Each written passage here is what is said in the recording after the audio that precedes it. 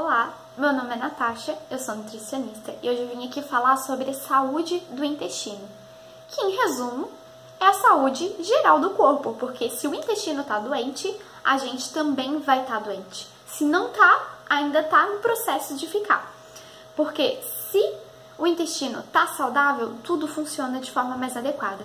A gente tem que pensar que é no intestino que a gente absorve todos os nutrientes que a gente vai precisar para alimentar as nossas células, para fazer todas as funções dentro do nosso corpo. Então, esse intestino saudável, ele é fundamental. Nesse vídeo também eu quero falar sobre desbiose intestinal. O que é isso?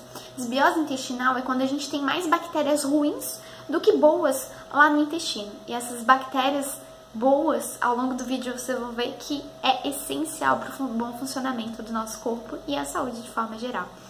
Então, o intestino doente, ele pode causar vários sintomas, né? A maioria das doenças crônicas, elas são meio que dependentes um pouco desse intestino ser mais doente.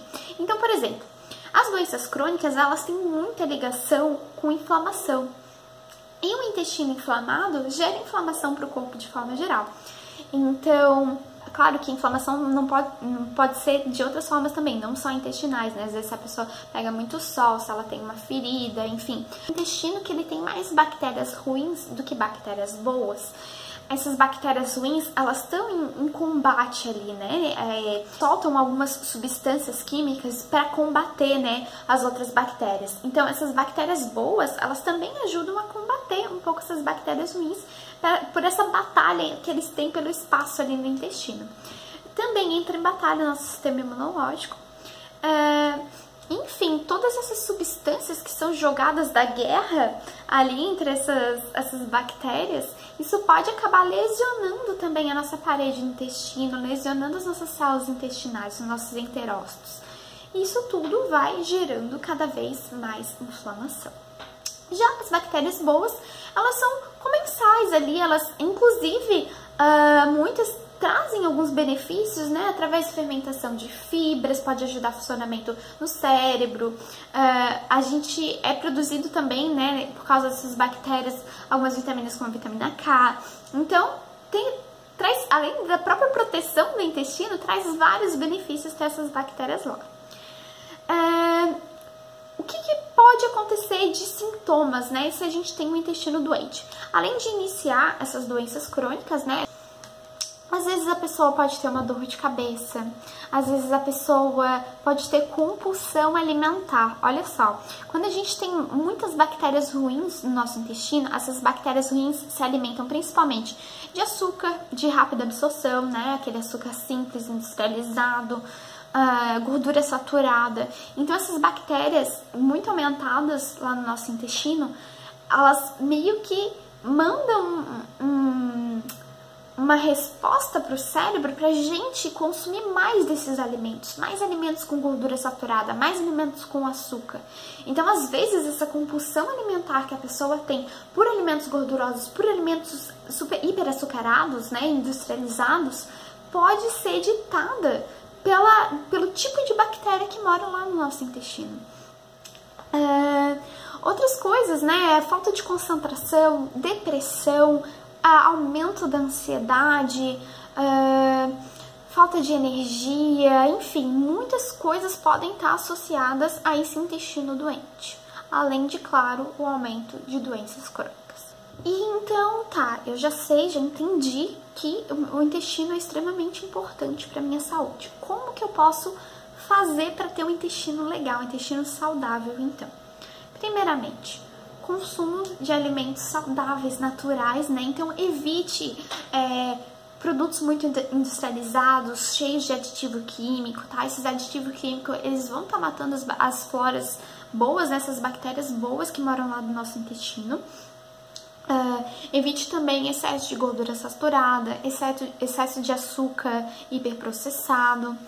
Tome muito cuidado quando for consumir antibiótico. Por quê? Porque a gente tem que ter mais bactérias boas do que ruins no nosso intestino. Quando a gente toma um antibiótico, o antibiótico passa matando geral, né? Então, essa é uma das perguntas que eu faço para os meus pacientes. Se você tomou antibiótico, né, nesses últimos 6 meses, durante esse último ano, e se depois de tomar um antibiótico, você tomou um probiótico, para estar recolonizando, né, essas bactérias do intestino, porque realmente o antibiótico passa matando todo mundo e precisa de uma atençãozinha depois para estar recolocando, né, essas bactérias boas ali no intestino.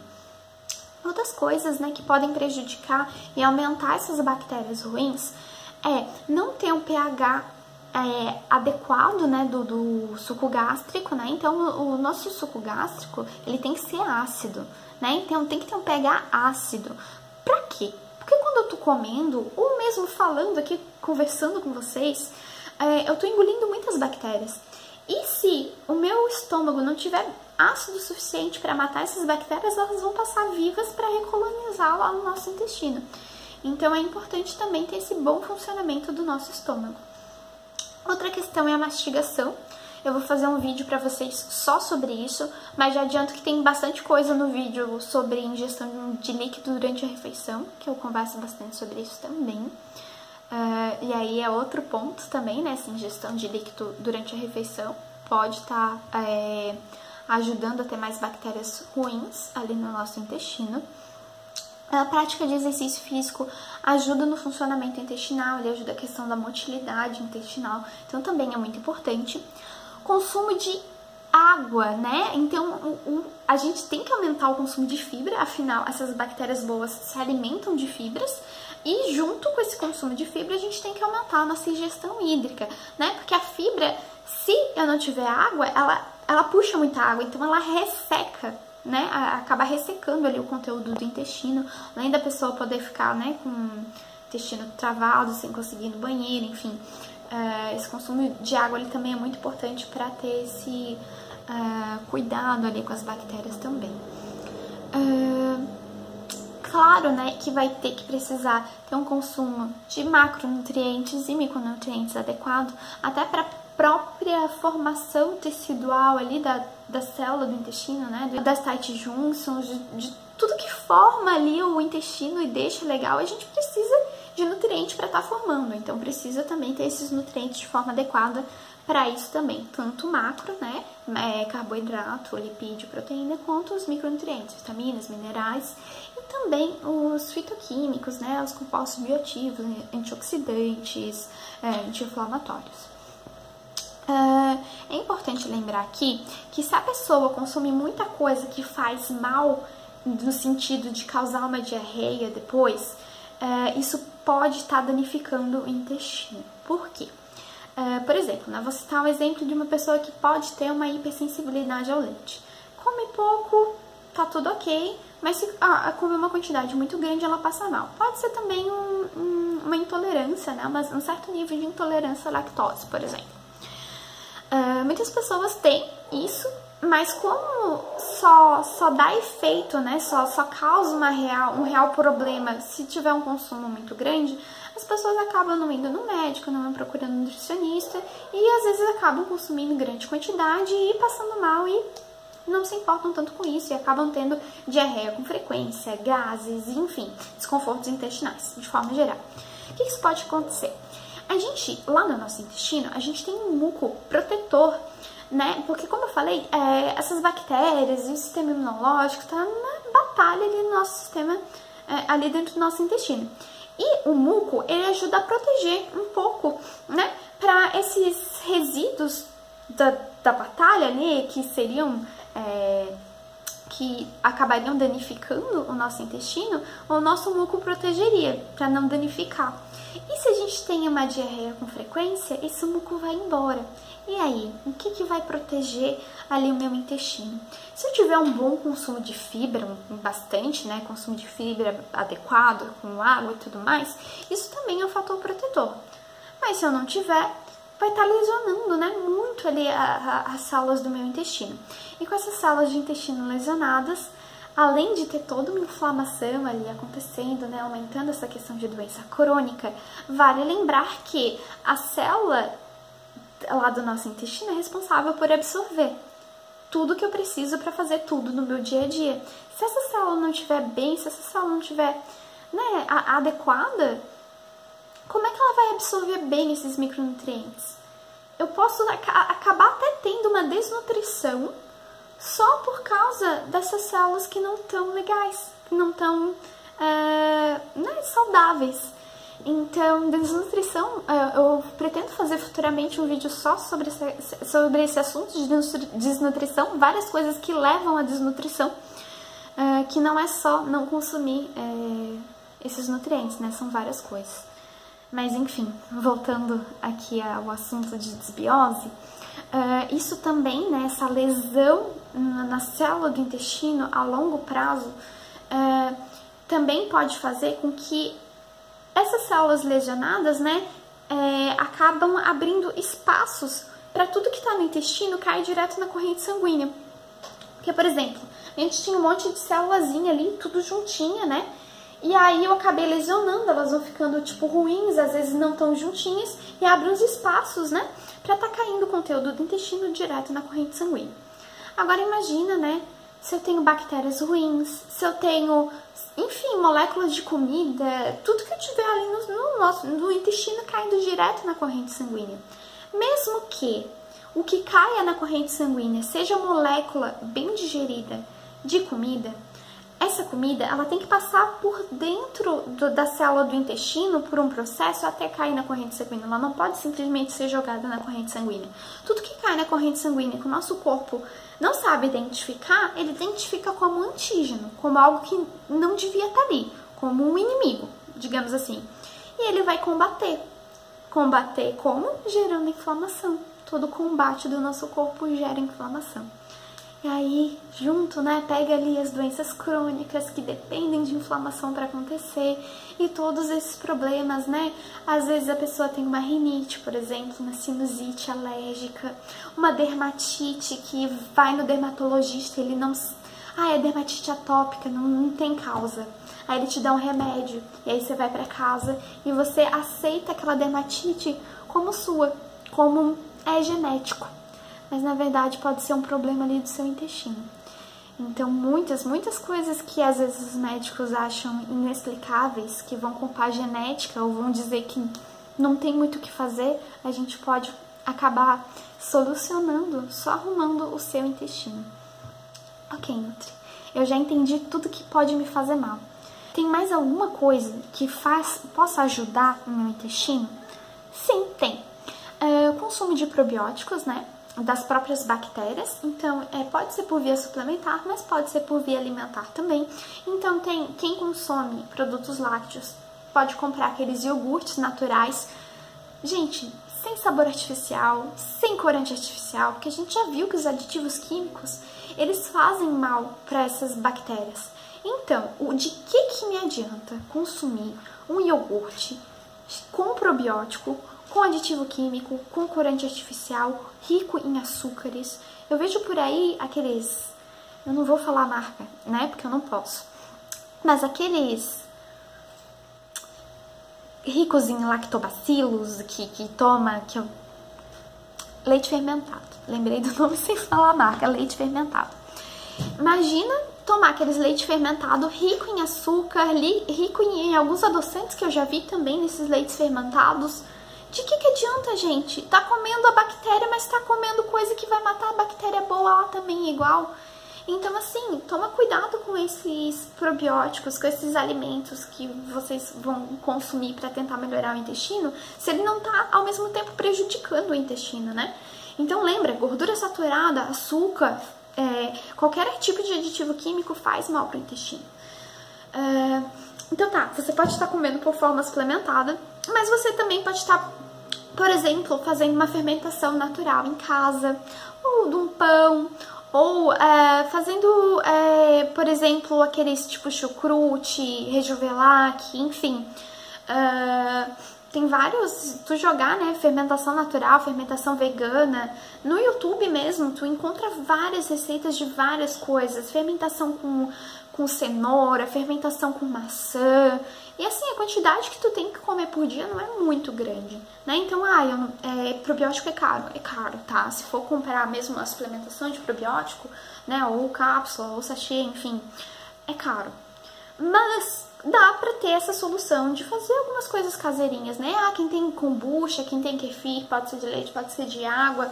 Isso tudo já ajuda bastante. Muito cuidado, né, com o consumo exagerado de alimentos hiperprocessados. Está acabando com o intestino atualmente das pessoas. Consumo de tóxicos de forma geral, né? Tem que lembrar que o nosso corpo ele precisa desintoxicar tudo isso, ele precisa ter um processo de desinflamação também. A carne, ela é rica em gordura saturada, principalmente produtos de origem animal são riquíssimos em gordura saturada, que aumentam essas bactérias ruins lá no nosso intestino. Claro que, né, chega pra mim um paciente onívoro, eu não vou tirar a carne dele, né, não cabe a mim fazer uma escolha pessoal. O que a gente faz? Eu, como nutricionista da área funcional, a gente sempre acaba diminuindo um pouco esse consumo de carne, né? Então não deixa carne no almoço, café da manhã, jantar. Tem gente que precisa ter carne em todas as refeições, né? Precisa ter a carne, principalmente a vermelha, gente. A carne vermelha é uma das que mais causam problemas intestinais. Então tem que lembrar que essa carne vermelha, ela tem alguns componentes ali, putrecinas, cadaverinas, que acabam causando bastante problema ali a nível intestinal, né? Aumentando muito essas bactérias ruins. Então, claro, pode comer, mas tem um controle da quantidade, né? A carne vermelha, ela não é para ser consumida com excesso. Às vezes tem um rodízio, consumir a carne vermelha ali 2, no máximo 3 vezes por semana. Depois consome mais peixes, que são alimentos um pouco melhores nesse sentido, né? E claro, consumo de muitos vegetais, frutas, cereais, isso sim, né, vai trazer benefícios ali para o nosso intestino. Então não é à toa que uma alimentação vegetariana é mais anti-inflamatória, né? Tem muito mais chance de ter um intestino mais saudável com uma dieta, principalmente vegana, né? Livre de qualquer vegetariano, vamos dizer vegetariano estrito, né? Então, uma alimentação vegetariana estrita já tira ovos ali, que também tem gordura saturada, tira o leite, mas claro que vai ter que tomar cuidado também com frituras, né? Com utilização de óleo de milho, de soja, de girassol, que já vem com aquela gordura ali saturada. Então, tô tomando cuidado com todos esses detalhezinhos, né? Pra ter um intestino ali muito mais saudável. Ai, nutri é muita coisa. É muita coisa, tá, gente? É bastante coisa mesmo. Mas assim, vai fazendo o que dá, vai fazendo o que pode. E tenta lembrar que para uma alimentação saudável é só a gente tentar puxar pro mais natural possível, né? Tenta lembrar, né, de como o alimento realmente deveria ser, com o alimento retirado da terra, né? Eu gosto de falar muito para meus pacientes a questão do porquê, né, as comidas do mercado têm menos fibras hoje em dia. Então, o arroz que não é integral, arroz branco, macarrão com trigo branco, tudo com coisa processada. Por que a indústria processou esses alimentos? Para ter mais tempo de prateleira, mais duração na prateleira. Por quê? Porque a bactéria não quer mais aquele alimento assim tão processado, o fungo demora mais para pegar aquele alimento, os insetos demoram mais para ir atrás desses alimentos. Por que será, né? Fica aí a dúvida. Deixo no ar para vocês pensarem, porque se nem o fungo, nem a bactéria, nem o inseto quer tanto aquele alimento, por que eu vou consumir aquele alimento, né? Eu entendo que talvez para algumas pessoas seja mais estético, fique mais bonito, mas é muito questão cultural, questão de criação. Então eu entendo, né, que tem pessoas que cresceram consumindo esses alimentos, mas fica aqui o recado que paladar é hábito. E por máximo que você odeie um alimento integral, com o hábito, você pode acabar amando ele, tá? A gente consegue mudar, tá alterando o paladar com essa questão de hábito. Então, eu sei que é difícil no começo, mas é aos pouquinhos. Então, eu odeio folhoso, por exemplo. Começa com uma folha só, bem picadinha, misturada ali no arroz, misturada com as outras coisas. E aí depois você põe 2 folhas, mas deixa misturadinho. Aí depois que você já se acostumar um pouco mais com o sabor, você vai ver que se não tiver salada no seu prato, você até acha estranho, começa a achar estranho. Então, é assim, gente, começa aos pouquinhos. Se precisar de ajuda, né, pode estar me chamando no direct, pode estar me deixando comentários. Eu vou ajudar no que eu posso, tá? E é assim, eu sei que é muita coisa, mas começa aos pouquinhos, faz o que dá do jeito que pode, e é isso aí. O importante é a gente ir evoluindo cada vez mais. Se você achou esse vídeo importante, se você talvez tenha alguns desses sintomas que eu citei e consome desses alimentos que eu falei que não é interessante consumir, deixa aqui nos comentários, e se conseguiu melhorar um pouco esses sintomas, me avisa também que eu vou amar saber, né? Eu espero que eu tenha solucionado e ajudado em algumas coisas, né? Pra entender melhor esse funcionamento do intestino e a importância que ele tem pra gente, tá? Muito obrigada. Se gostou do meu trabalho, deixa o curtizinho e compartilhar. Obrigada.